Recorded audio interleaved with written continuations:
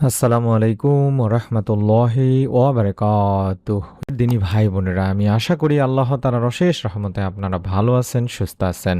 আলহামদুলিল্লাহ। আজ আলোচনা করব এমন একটি ছোট্ট জিকির নিয়ে, যে জিকিরটি আমরা প্রত্যেক নামাজের পরে অন্তত কষ্ট করে হলেও একবার পড়ব।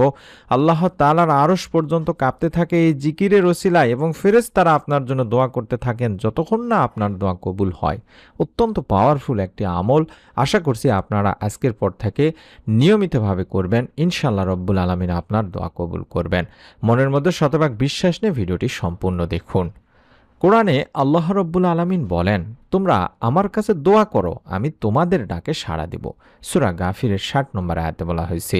তাছাড়াও রাসূলুল্লাহ সাল্লাল্লাহু আলাইহি ওয়াসাল্লামও বলেছেন, আল্লাহর কাছে সবচেয়ে নিকটবর্তী বান্দা হয় যখন সে সিজদায় থাকে, তাই সিজদায় বেশি বেশি দোয়া করো।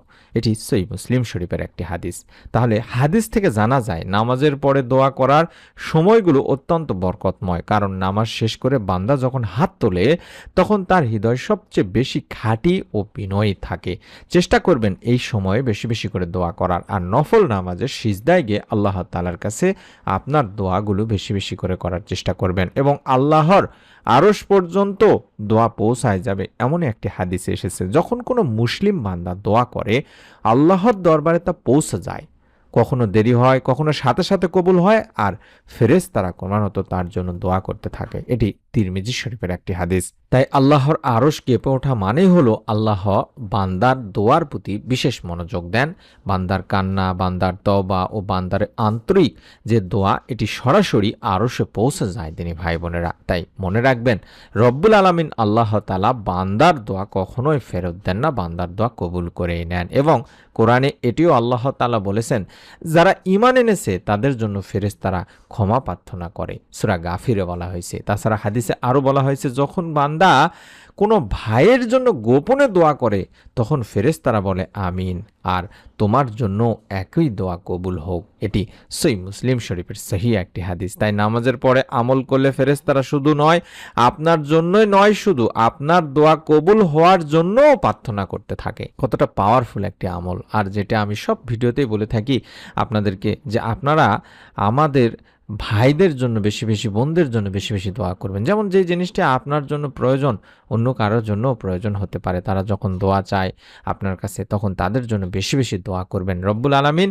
আপনার দোয়া কবুল করবেন। আপনার জন্য ফেরেশতারা দোয়া করতে থাকবেন, যাতে করে আপনার মনে নেক আশা বা আপনার দোয়া কবুল হতে থাকে। কতটা পাওয়ারফুল কথা দিনী ভাই বোনেরা। আমি আশা করছি আপনারা মনোযোগ দিয়ে ভিডিওটি সম্পূর্ণ দেখছেন এবং আমলটি করবেন এই উদ্দেশ্য করে ভিডিওটি দেখছেন। একবার হলেও আপনারা আমলটি অবশ্যই অবশ্যই করবেন দিনী ভাই বোনেরা। আর প্রত্যেক নামাজের পরে কিছু সহজ আমল আছে, জিকির আছে, যেগুলো আমাদের অবশ্যই করতে হবে।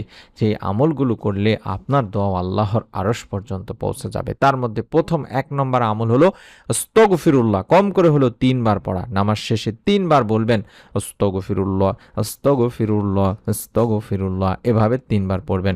২ নম্বর হলো আয়াতুল কুরসি পড়া। প্রতিটি নামাজের পর পড়লে জান্নাত ছাড়া আর কোনো কিছুই আপনাকে আটকাতে পারবে না। তাই চেষ্টা করবেন প্রত্যেক ফরজ নামাজের পরে অন্তত একবার করে হলেও এই আয়াতুল কুরসি পড়া, এবং জিকির করবেন সুবহানাল্লাহ ৩৩ বার, আলহামদুলিল্লাহ ৩৩ বার, আল্লাহু আকবার ৩৪ বার। রাসূল পাক সাল্লাল্লাহু আলাইহি ওয়াসাল্লাম নিজ কন্যা ফাতিমাকে এই আমল শিখিয়েছিলেন।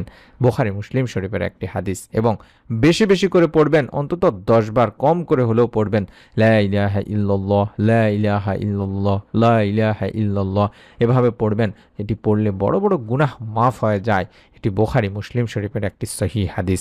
এবং দোয়া কুনুত বা ব্যক্তিগত দোয়া, যা মনের আশা পূরণের জন্য আল্লাহ তাআলার কাছে চাইতে পারেন। আপনারা মন থেকে খালেস নিয়তে আপনারা আমলটি করবেন। শুধু দোয়া পড়লেই হবে না, দোয়া কবুল হওয়ার কিছু শর্ত মানতে হবে। যেমন হালাল রিজিক খেতে হবে দিনী ভাই বোনেরা। আল্লাহর প্রতি পূর্ণ বিশ্বাস রাখতে হবে।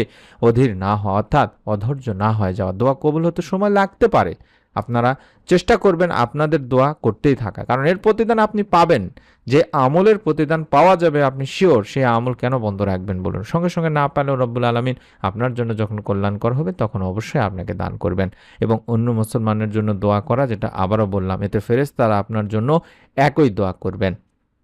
তাই বেশি বেশি করে দোয়া করবেন অন্য দিনী ভাই বোনদের জন্য।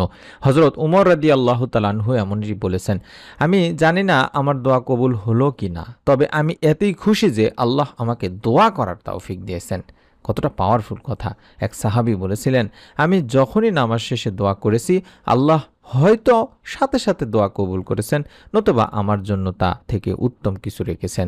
এটাই আমাদের ইমানের শক্তি হওয়া উচিত দিনী ভাই বোনেরা।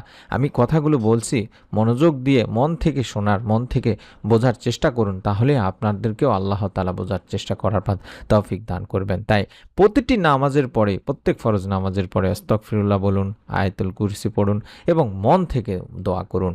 আল্লাহ আমাদের সকলের দোয়া কবুল করুন আর ফেরেশতাদের দোয়ায় আমাদের অন্তর্ভুক্ত করুন, আমিন। ভিডিওটি ভালো লাগলে অবশ্যই লাইক দিবেন, কমেন্ট করবেন, অন্তত বন্ধু বান্ধব ভাই বোন যারা আছে, আত্মীয় স্বজন, তাদেরকেও ছোট্ট ভিডিওটি শেয়ার করে দেবেন।